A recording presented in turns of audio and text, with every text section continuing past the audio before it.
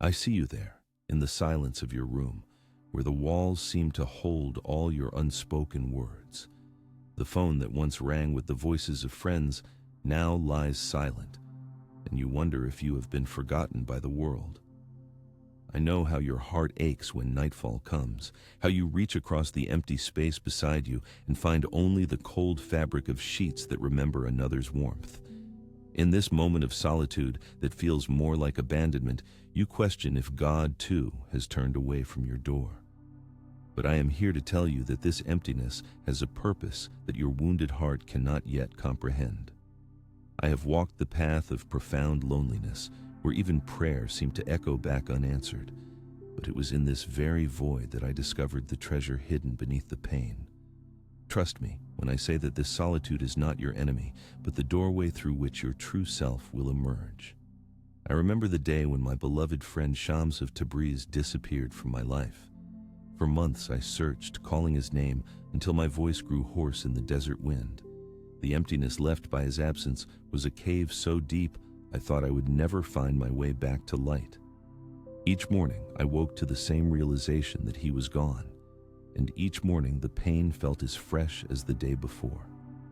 My students watched as I, their teacher, became a lost child.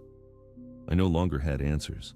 I had only questions that burned in my chest like coals too hot to touch. It was on a night when the moon hung low over Konya that I finally surrendered to the silence. I sat in my chamber, the oil lamp flickering shadows across the walls, and I simply allowed the loneliness to exist without fighting against it.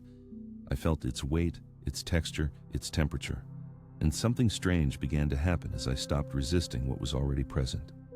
The silence began to speak in a language I had never bothered to learn. I realized that all my life I had filled every moment with noise, with teaching, with poetry, with conversations, with endless seeking. But God had been waiting in the spaces between all those words and actions. God was not absent in my solitude. God was finally being given room to be heard. The silence was not abandonment, it was invitation. The emptiness was not punishment, it was preparation. You see, when we lose what we thought defined us, a relationship, a role, a community, we are stripped back to the essential. We discover who we are when there is no one watching, no one responding, no one needing. This is the beginning of true self-knowledge. This is the death of the false self that lives only for the reflection it sees in others' eyes.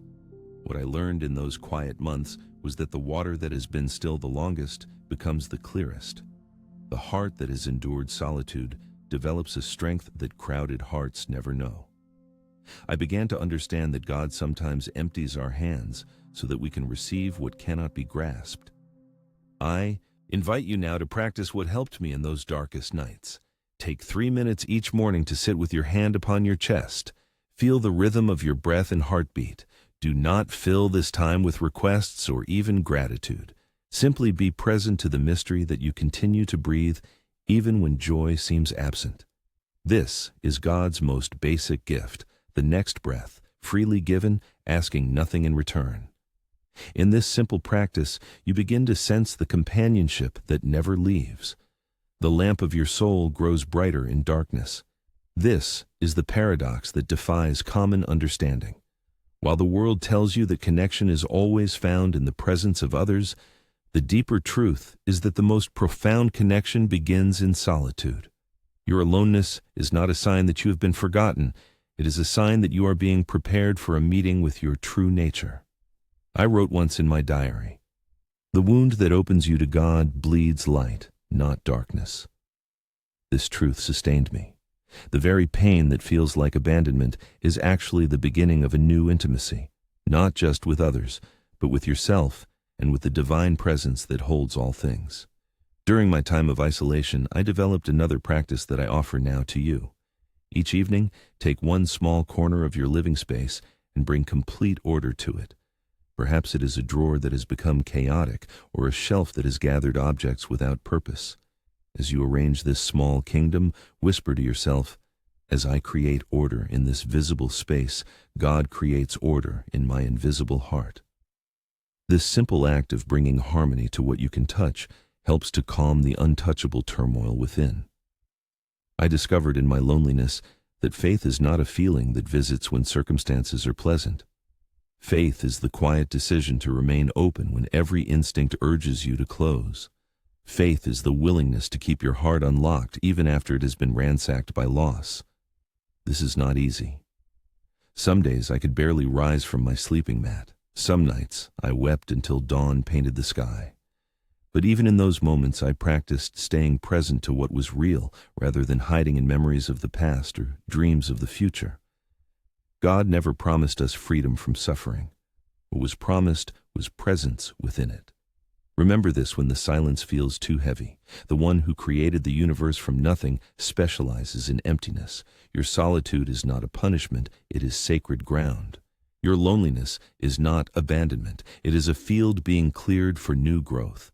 I assure you from the depths of my experience that this time of isolation will not last forever, but its lessons will serve you for all the days that follow. Trust that beneath the frozen ground of your current pain, seeds are already stirring.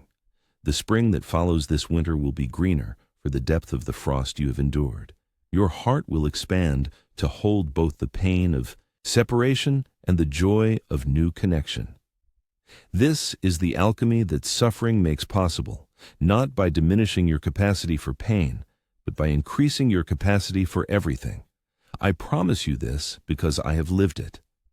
The same heart that was shattered by Shams's disappearance eventually grew large enough to embrace the entire world. Your heart holds this same potential. This moment of solitude is not your ending, it is your beginning. The world tells you that strength means never breaking, that victory means never falling. But I learned a different truth on the long roads between Balkh and Konya as the desert sun scorched my shoulders and doubt parched my throat. True strength is not found in perfection, but in how we gather ourselves after we have been scattered.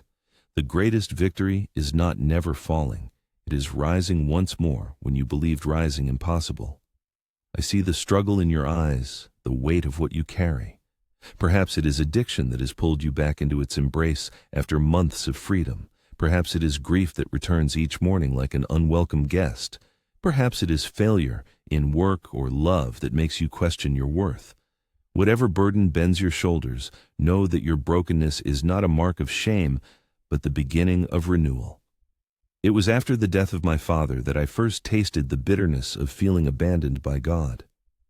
I had been raised in the certainty of faith, surrounded by scholars and mystics who spoke of divine love as if it were as tangible as bread. Yet when I knelt beside my father's body, cold and still as stone, that certainty shattered. I performed the washing of his body as tradition required, but my prayers felt hollow, like coins dropped into a well too deep to hear them land. For months afterward, I continued teaching and leading prayers, but inside, a voice questioned everything. I would sit in my chamber late at night, watching the flame of the oil lamp flicker, wondering if the light of faith could be just as easily extinguished. My students still called me master, unaware that their teacher had become a beggar of meaning. I know you carry specific pain. I want to ask you a question, and I ask you to be honest with me and yourself.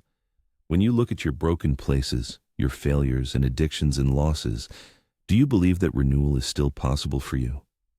If this touched something real inside you, if you recognize this struggle between despair and hope, write in the comments. Renewal begins today.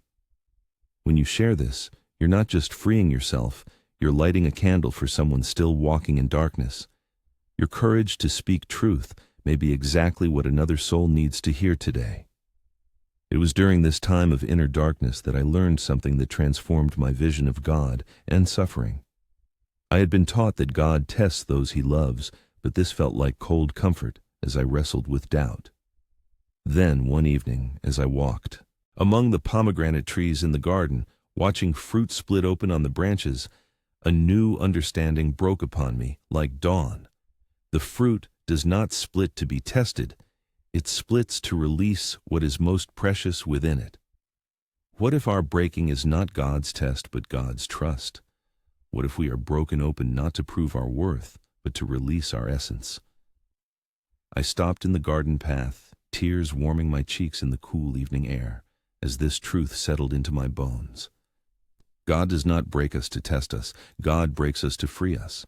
This understanding changed how I viewed my own suffering. Instead of asking, "Why has this pain come to me?" I began to ask, "What is being released through this breaking?" I found that the answer was always something essential that had been trapped within the shell of who I thought I should be.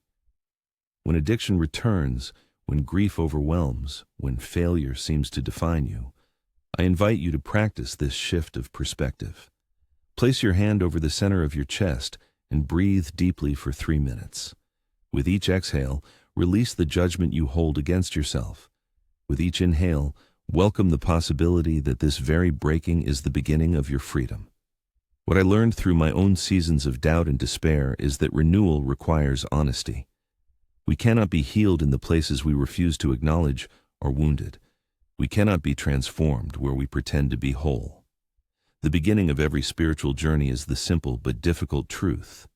This is where I am. Start each morning with this practice of honesty. Before your feet touch the floor, name one truth about your current state, without judgment or explanation. Perhaps it is, "Today I'm afraid," or "Today I feel far from God," or "Today the addiction still calls to me." This naming is not wallowing. It is creating the clear ground upon which healing can build. I once believed that strength meant having all the answers. Shams taught me that true strength is being comfortable with the questions. When he would ask me about the nature of God, I would begin reciting the teachings I had memorized since childhood. He would stop me with a raised hand and say, "I did not ask what your books say. I asked what you know in the beating of your heart." I would fall silent, realizing how much of my knowledge was borrowed rather than lived. This is what renewal asks of us, to set aside what we have been told about our pain, our worth, our future, and to listen instead to the wisdom being born within our own experience. The answers that will save you are not in someone else's story. They are emerging in yours. Another practice that sustained me through times of renewal was the discipline of small order. When my inner world felt chaotic, when doubt and grief tangled my thoughts like wool caught in brambles, I would focus on bringing order to what I could touch. I would arrange my writing materials with care, align my prayer mat precisely, fold my robes with attention. Through this outer order, something within me would begin to settle. I offer this to you as a daily practice. Choose one small area of your life that you can arrange with care. Perhaps it is making your bed with attention to each fold of the sheets. Perhaps it is preparing food with reverence for each ingredient. As you create this outer order, whisper to yourself, "As my hands bring harmony to what is visible, God brings harmony to what is invisible within me." What the world does not tell you about renewal is that it rarely comes as sudden transformation. Most often it arrives as faithful return, the commitment to begin again each time you falter. I have written, "The path unfolds one step before the willing foot." This is the truth of renewal. We do not see the entire journey restored at once. We see only the next step, and our task is to take it. If you have tried to break free from addiction only to return to its embrace, if you have attempted new beginnings only to find old patterns reasserting themselves, do not despair. The measure of your life is not how many times you have fallen, but how many times you have reached again for the light. God does not count your failures. God celebrates your returns. This is the spiritual paradox that contradicts human wisdom. Falling is not failure if it teaches you how to rise differently. Each time you begin again, you begin with greater wisdom than before. Each time you turn back toward health, toward connection, toward truth, the path becomes more familiar beneath your feet. I promise you that renewal is not a distant shore you must reach through perfect effort. Renewal is the current already moving beneath the surface of your life. Your task is simply to stop struggling against it and allow it to carry you. God's grace is not waiting for your worthiness, it is waiting for your willingness. There comes a moment in the spiritual journey when all the practices, all the prayers, all the knowledge you have gathered suddenly feels empty. I know this desert place well. It was after years of devoted study, after writing poems that others called inspired, after leading prayers that moved hearts to tears, that I encountered this barren landscape within myself. I would wake before dawn, as I had for decades, perform my ablutions with care, unroll my prayer mat toward Mecca, and begin the familiar prostrations. Yet, something had changed. The movements felt mechanical, the words recited from memory rather than flowing from the heart. God seemed more distant with each prayer rather than closer. I called this time my night of confusion. For months I continued the outward forms while inwardly a storm raged. "Where have you gone?" I would whisper into the darkness. "Was your presence merely my imagination? Have I been speaking all these years to silence?" No answer came in the ways I had grown accustomed to receiving answers.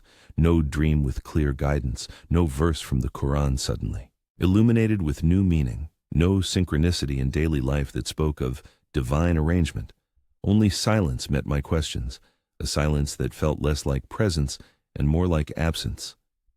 It was during this time that I met a simple water carrier in the streets of Konya. His clothes were patched and worn, his hands calloused from the weight of the waterskins he carried, yet his eyes held a light I recognized, a peace that seemed unshakable.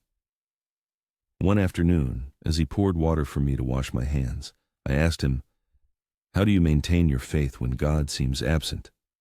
He looked at me with gentle amusement. "The master poet asks advice of the water carrier," he said. "But I will tell you what I know. God is never absent. It is only that sometimes we look with the wrong eyes."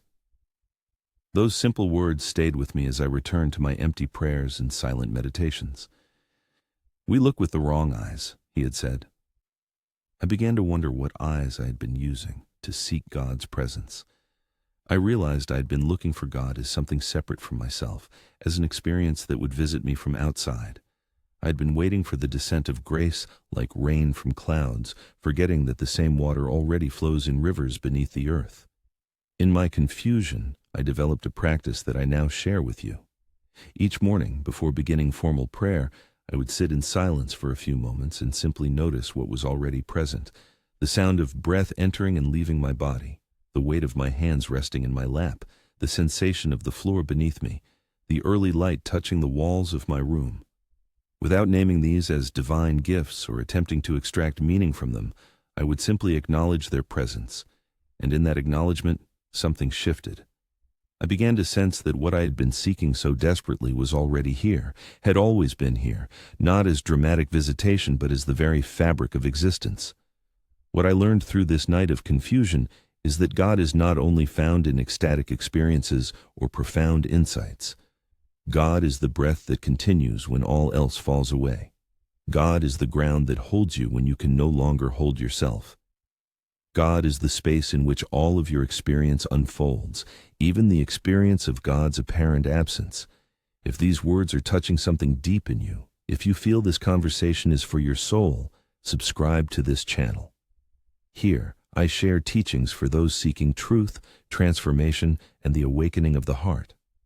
Activate the bell so my words continue reaching you. This understanding contradicts what many religious teachings suggest. We are often told to seek God through extraordinary effort or perfect devotion. Yet the deeper truth is that God is not found through seeking, but through recognizing what is already and always present. The divine is not hiding from you. The divine is hiding in plain sight as the very life you are living.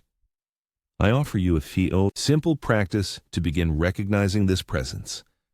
Once each day, stop whatever you are doing and turn your attention to 3 things you can see, 3 things you can hear, and 3 things you can feel with your body.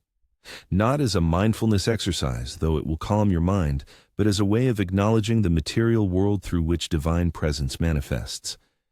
As you notice each sight, sound, and sensation, silently recognize, this too is God speaking. This too is the beloved appearing.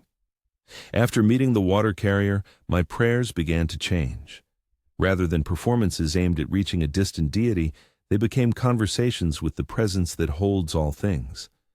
I stopped trying to feel something special during prayer, and instead allowed prayer to be the simple acknowledgement of what is always true. whether I feel it or not. The words became less important than the silence between them, the space in which I could listen rather than speak. I wrote during this time, "The garden of the heart never grows dry when watered with surrender." This became my understanding of faith, not straining toward a God who might or might not respond, but surrendering to the presence that never departs. Like the air that surrounds us, divine love does not need to be summoned. It needs only to be breathed. What troubles many hearts, I know, is the question of how God can be present in suffering. When pain wraps around you like a cloak of thorns, when loss empties your hands of all you held dear, when addiction pulls you back into its embrace after months of freedom, how can we speak of divine presence? This question haunted me after Shams disappeared from my life, leaving a wound that no poetry could heal. I wrestled with God through sleepless nights, demanding to know how the beloved could allow such separation. My anger was a flame that consumed prayer books and polite theology. In the ashes of that burning, I found a truth more sustaining than easy answers. God does not prevent our suffering. God participates in it. The divine presence does not stand apart from our pain, watching from a safe distance. The divine presence enters fully into our brokenness, experiencing it from within. This is why the water carrier's words eventually made sense to me. We look with the wrong eyes when we expect God to appear only in our moments of peace and clarity. With the right eyes, we begin to discern divine presence most clearly in the places we feel most abandoned. The mystic secret is not that God saves us from the fire, but that God joins us in it, transforming it into a place of meeting. I invite you to practice this recognition when suffering visits. Place your hand on your heart, feel its determined beating, and whisper, "Even here, you are present. Even now, you remain." This is not denial of pain or spiritual bypassing. It is the profound recognition that nothing, not even our deepest anguish, can separate us from the love that gives us breath. During my darkest time after Shams vanished, I developed another practice that sustained me. Each evening, I would write down 3 specific moments from the day when I had experienced beauty, kindness, or order. Perhaps the pattern of light through my window at a certain hour. Perhaps the taste of cool water after thirst. Perhaps the kindness of a student who anticipated a need without being asked. Through this simple habit of attention, I began to recognize that even in my grief, grace continued to appear not as dramatic rescue, but as small sustenance, daily bread for the journey. I offer you this practice now. Keep a small notebook beside your bed. Each night before sleep claims you, write 3 specific gifts from the day. Not abstract blessings like family or health, but concrete moments. The scent of rain on dust, the child's laughter in the market, the satisfaction of a task completed with care. This practice trains the eyes of the heart to recognize divine presence in the ordinary moments that might otherwise pass unnoticed. What I ultimately learned through my night of confusion is that faith is not about manufacturing certainty when doubt arises. Faith is about developing the capacity to trust the darkness itself as another face of light. When God seems absent, when prayers feel empty, when spiritual practices no longer yield comfort, something essential is being revealed. The false God of our expectations is dying so that the true God of limitless presence can be born in our awareness. I promise you that this death, though painful, leads to resurrection. What emerges on the other side of spiritual darkness is not the naive faith of childhood, but the tested faith that can hold both certainty and mystery, both finding and continuing to seek. In the words I once wrote, "The wound where light enters leaves a scar that glows in the dark. Your very doubt becomes the place where deeper knowing is born." There comes a time in every spiritual journey when inspiration alone cannot carry you forward.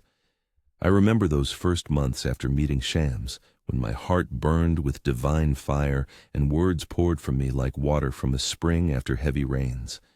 Each prayer felt like conversation with a beloved friend. Each moment of meditation opened doors to new chambers of understanding.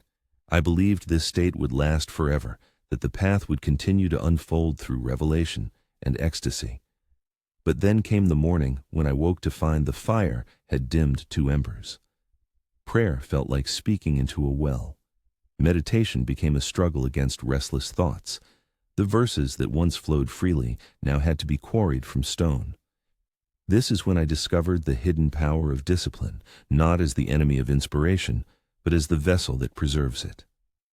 Many believe that spiritual awakening should free us from effort, that once the heart has been touched by divine presence, the path should unfold effortlessly. This is the first illusion that must be surrendered.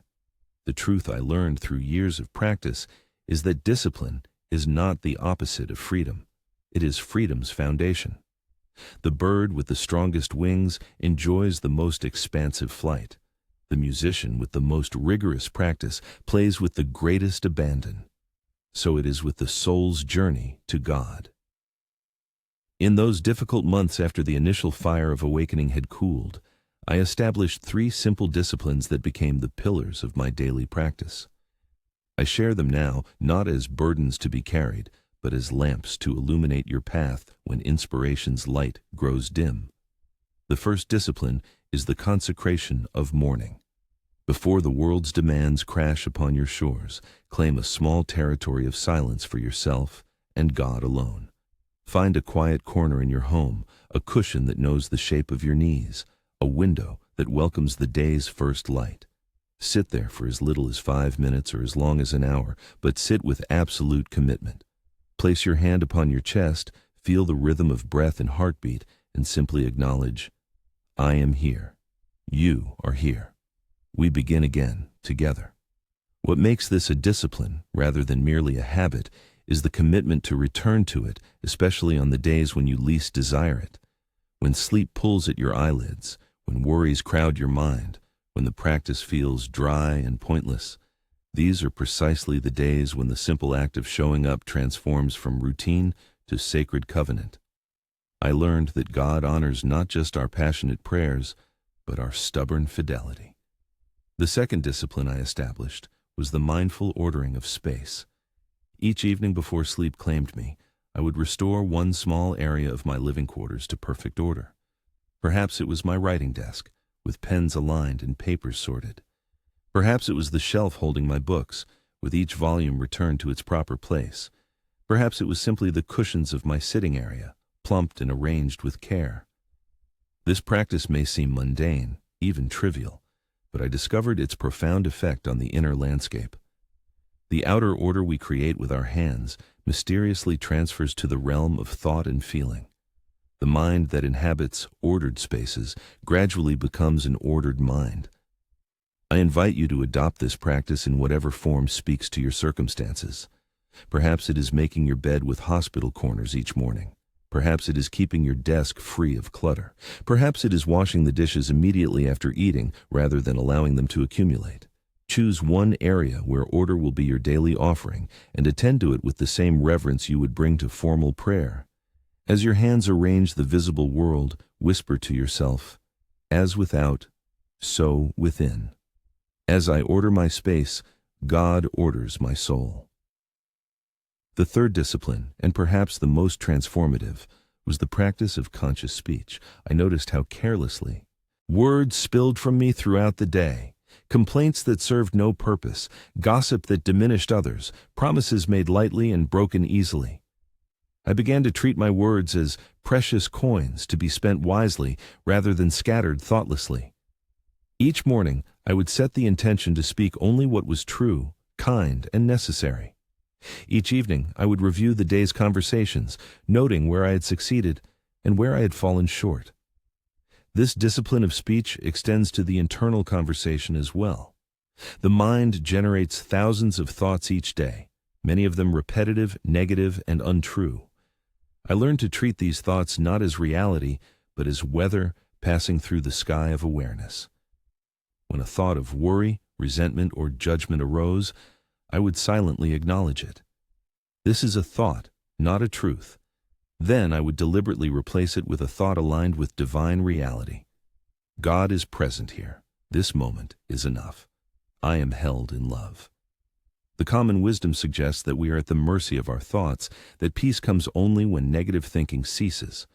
But the spiritual truth I discovered contradicts this assumption.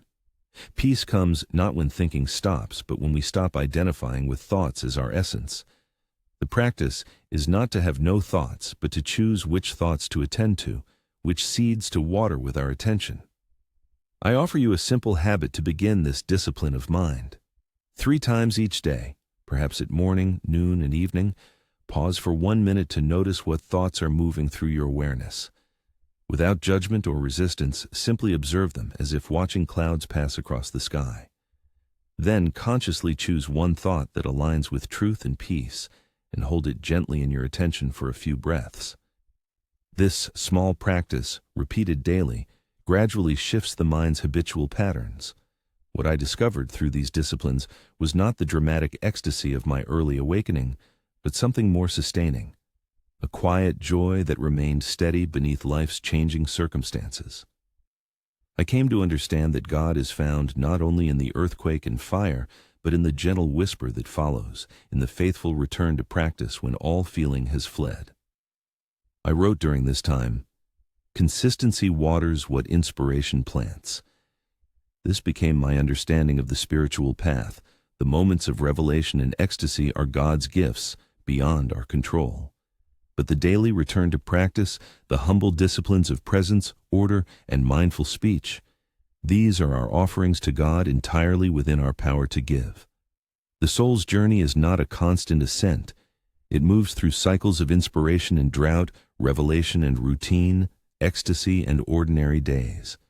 The secret lies not in clinging to the heights, but in finding the sacred within the mundane, not in extraordinary experiences, but in bringing extraordinary presence to each common moment.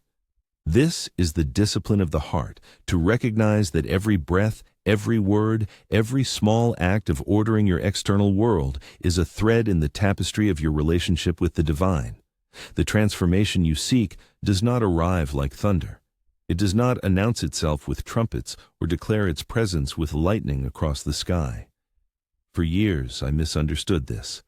I expected my spiritual journey to culminate in some unmistakable sign, some dramatic moment when the heavens would part and divine certainty would flood my being, washing away all doubt. I prayed for this. I fasted for this. I spun in the Sema dance until my body became a living flame, hoping to ignite the final transformation. But God, in infinite wisdom and tenderness, taught me a more subtle truth. Transformation comes as quietly as dusk gathering at the edges of the day. It is only when you suddenly look up and notice that the light has changed that you realize a threshold has been crossed. I remember a morning in early spring, some 3 years after my beloved Shams had disappeared from my life. I woke before dawn, as was my custom, to prepare for morning prayers. As I poured water into the basin to wash my hands and face, something ordinary yet extraordinary occurred. I noticed the sound of the water, the coolness on my skin, the gradually brightening sky through the small window, and in this noticing, I realized I was simply present, neither grasping for ecstasy nor running from pain. The grief that had been my constant companion had not vanished, but it had transformed from a raging fire to a warm coal carried in the palm of my hand. I stood motionless by the basin, water dripping from my fingertips, as tears of recognition welled in my eyes. The transformation I had been seeking through dramatic means had arrived through the humble door of everyday presence. What I learned in that moment, and continue to learn each day, is that spiritual transformation happens not by addition, but by subtraction. It is not about acquiring more knowledge, more techniques, more experiences. It is about removing the veils that obscure the truth that has always been present. It is about surrendering the false identities we have constructed, the social self, the achieving self, the wounded self, even the spiritual self, until only the essential remains.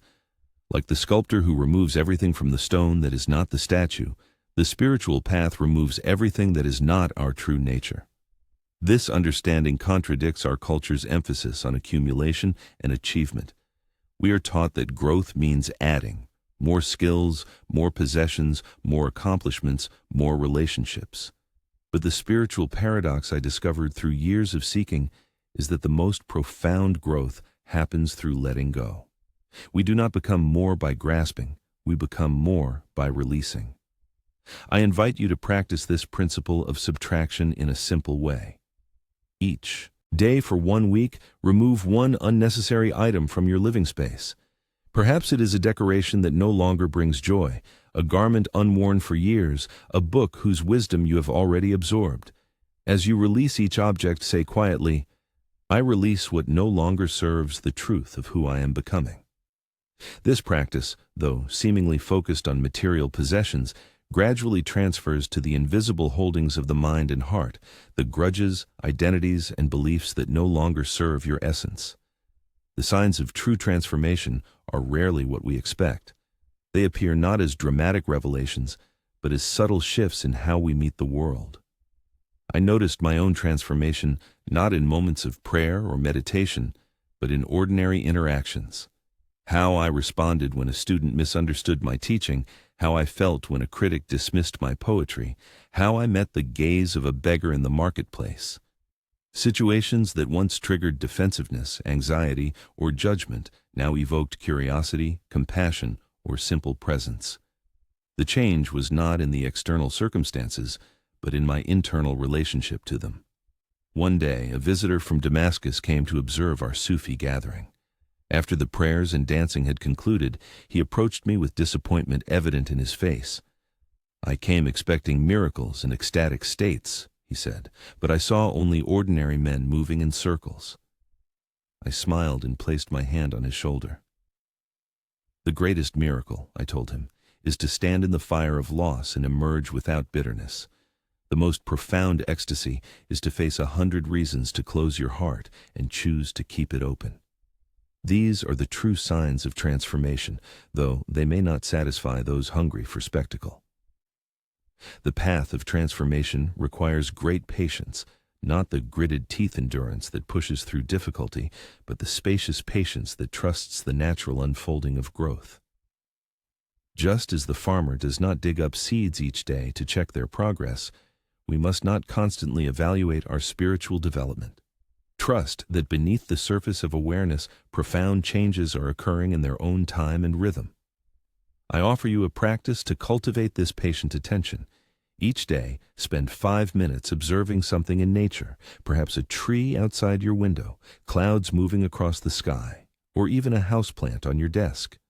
Notice its unique qualities, its natural rhythm of growth or movement. Resist the urge to control or change what you observe. Simply witness with loving attention. Then, turn this same quality of patient observation toward your own inner development. Trust that, like the tree or cloud or plant, your soul knows its own timing and direction of growth. Another sign of transformation that surprised me was a gradual shift in my relationship with suffering. For years after Shams disappeared, I begged God to remove the pain of separation. I viewed suffering as punishment or obstacle, something to overcome on the path to joy. But slowly, almost imperceptibly, my understanding deepened. I began to recognize suffering not as separate from the spiritual path, but as intrinsic to it, not as punishment but as invitation, not as obstacle but as doorway. This does not mean seeking suffering or glorifying it. It means meeting the inevitable difficulties of human life with a fundamental trust that nothing is wasted in the economy of spiritual growth.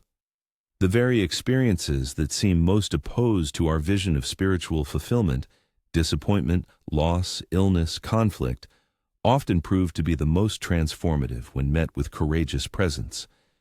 I wrote in my journal during this time, "The fire that burns your house may also light your way." This paradoxical truth became my companion through many dark nights. The losses that seemed most devastating ultimately created space for new dimensions of awareness. The questions that most threatened my faith eventually deepened it beyond what certainty could have produced. Each evening before sleep claims you, I invite you to practice this reframing of the day's difficulties. Identify one challenging situation you encountered and ask yourself, if this difficulty were not an obstacle but a teacher, what might it be showing me? If this pain were not punishment but invitation, where might it be leading me? Record your reflections in a journal, returning to them periodically to trace the thread of wisdom being woven through your challenges. What emerges through this patient work with difficulty is a transformed relationship, not just with suffering, but with joy. We begin to experience a happiness that depends not on ideal circumstances, but on the depth of our presence to whatever circumstances arise.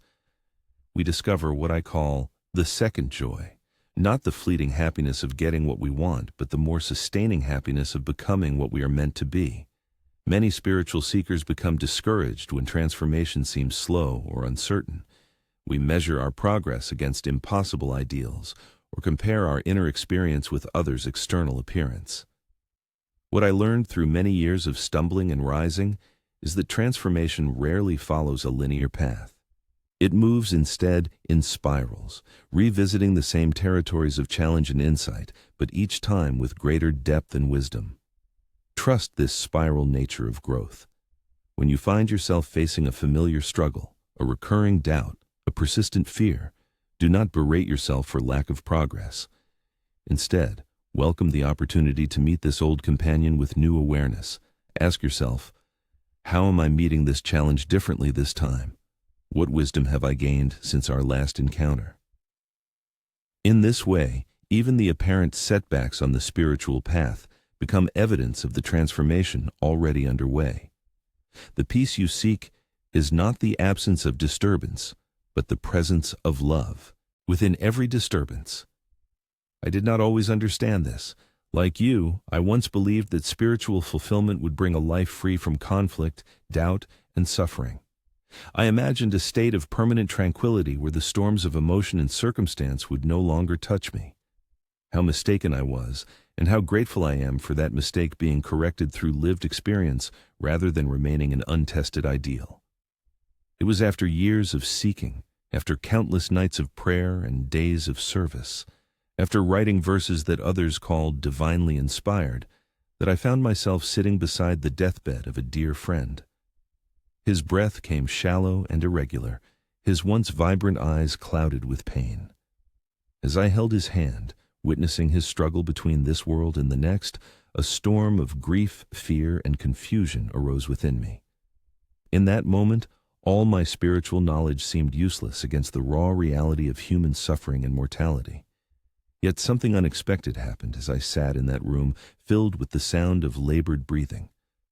I noticed that alongside my grief, alongside my fear, alongside my helplessness, there existed a profound peace, not replacing these difficult emotions, but somehow holding them, embracing them, even loving them as essential aspects of the human journey. I was simultaneously devastated and at peace, heartbroken and whole. This paradox revealed a truth that has sustained me since. Peace is not the elimination of life's challenges, but the discovery of what remains unshaken within them. I share this understanding with you now, not as philosophical concept, but as practical wisdom for your daily life. When conflict arises in your relationships, when anxiety clouds your mind, when grief weighs upon your heart, do not make the mistake of believing that peace will come only when these disturbances have passed.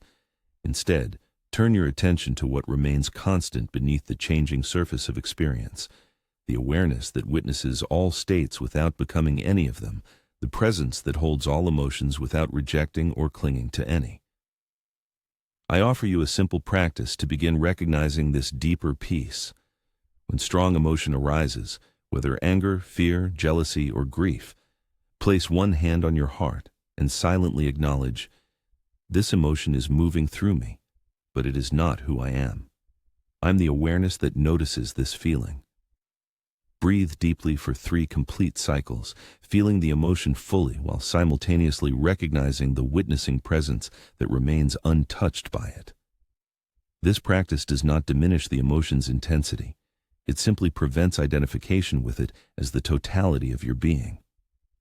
What I learned through many years of spiritual practice is that we cannot transcend our humanity. We can only embrace it more fully.